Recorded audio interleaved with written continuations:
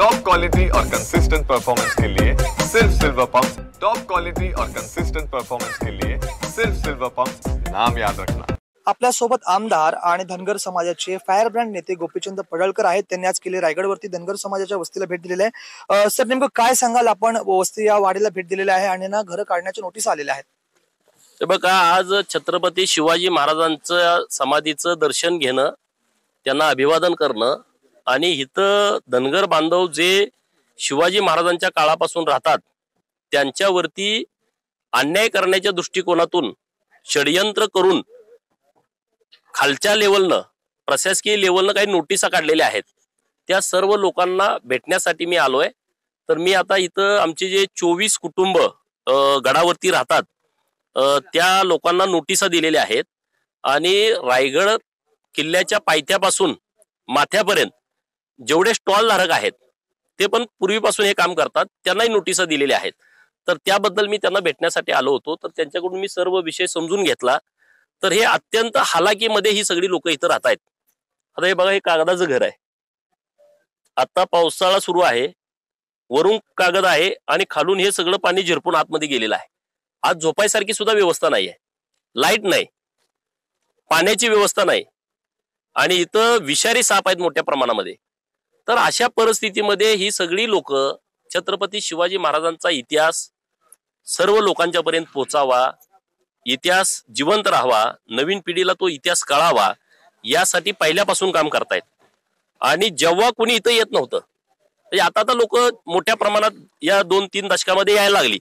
पूर्वी एवढ्या मोठ्या प्रमाणामध्ये लोकांच्या मध्ये सुविधा नव्हत्या, इतकी जागृती नव्हती, तर तेव्हा तेवढी लोक येत नव्हती। तेव्हा हेच लोक इथं शिवाजी महाराजांच्या समाधीची काळजी घेणं, तिथं पूजा अर्चा करणं, इथं जेवढी मंदिर आहेत आणि ज्या मंदिरामध्ये महाराज ज्या पद्धतीनं सगळे सण साजरे करायचे, सगळ्या पूजा अर्चा करायचे, ते सगळं काम इथली धनगर लोक करतात। आणि रायगड किल्ला आणि रायगड किल्ल्याचा पूर्ण राऊंड, हे पूर्ण राऊंड मध्ये धनगर गाव आहेत, बहुजन गाव आहेत, मराठा समाजाची गाव आहेत। तर ह्या सगळ्या लोकांनी महाराजांच्या सोबत काम केलंय। आता तुम्ही त्यांना नोटिसा देताय की तुमचं अतिक्रमण आहे। म्हणजे हा कलेक्टर काय पहिला कलेक्टर आहे का रायगडमध्ये आला? आणि याच्या अगोदर कलेक्टरच नव्हते, याच्या अगोदर तहसीलदारच नव्हते, याच्या अगोदर पुरातत्व विभागाचे अधिकारी नव्हते, वन विभागाचे अधिकारी, असं काही नाही आहे। आताच नोटीस का दिलं? कारण काय नोटीस देण्याचं? ह्या नोटीस देण्यामागे कोण आहे याची स्पष्टता माननीय जिल्हाधिकारी रायगड यांनी देण्याची आवश्यकता आहे। आणि त्यांना माझं आव्हान आहे की तुम्ही ते तात्काळ नोटीस माघारी घ्या आणि तुम्ही सांगा आम्हाला की अमुक अमुक यांनी नोटीस काढायला, आम्ही त्यांना भेटू ना। नोटीस काढण्याचं कारण काय?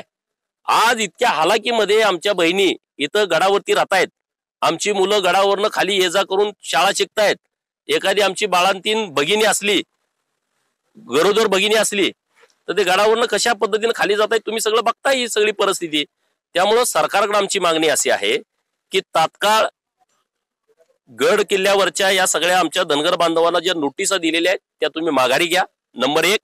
नंबर 2, इथल्या लोकांना रायगड किल्ल्याला शोभेल असं पुरातत्व विभागाच्या नियमानुसार यांना पक्की घरं द्या आणि त्यांना लाईट द्या। आता लाईट पण नाही यांच्या घरामध्ये।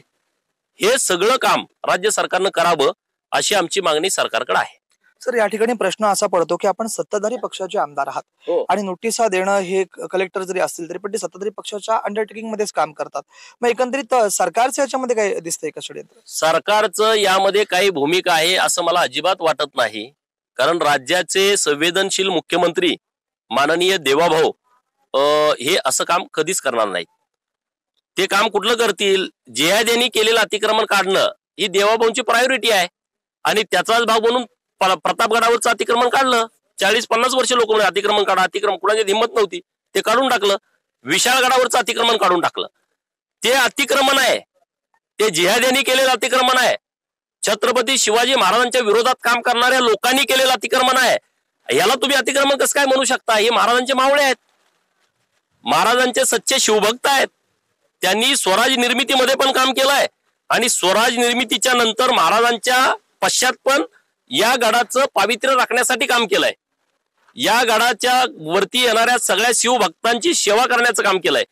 या गडावरती कुठलंही चुकीचं काम होऊ नये याची काळजी आमची मुलं घेत आहेत। इथं काय एवढे पोलीस नाहीत, इथं काय कुठली एवढी यंत्रणा नाही की चुकीच्या पद्धतीनं काम करणाऱ्याला थांबवतील. आमची लोक थांबवतात. त्यामुळं ते जे अतिक्रमण आहे त्याशी आमच्या लोकांची तुलना करू नये. सरकार जो आहे तो तुमच्या समाजाला निधी देत नाही अशी देखील आपण मध्यंतरी टीका जी आहे ती केली होती अजित पवारांवरती.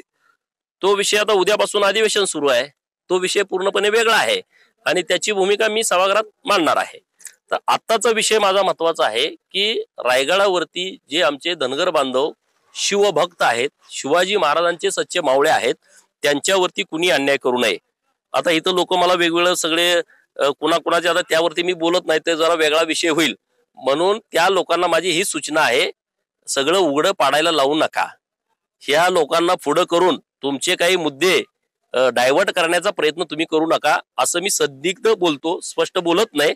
पण जर तुम्ही काही कठोर भूमिका घेण्याच्या भानगडीत पडाल तर मग जशास तसं उत्तर देण्याच्या तयारीत मी आहे. आणि मी 100% आमच्या लोकांच्या सोबत आहे आणि त्यांना कुणाचाही कसलाही त्रास होणार नाही त्याची काळजी घेणं माझं कर्तव्य आहे, माझी जबाबदारी आहे.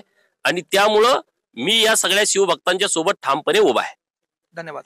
हे होते आमदार गोपीचंद पडळकर. व्हिडिओ जर्नलिस्ट याकूब सय्यदसह राज वैशंपायन, TV9 मराठी, रायगड.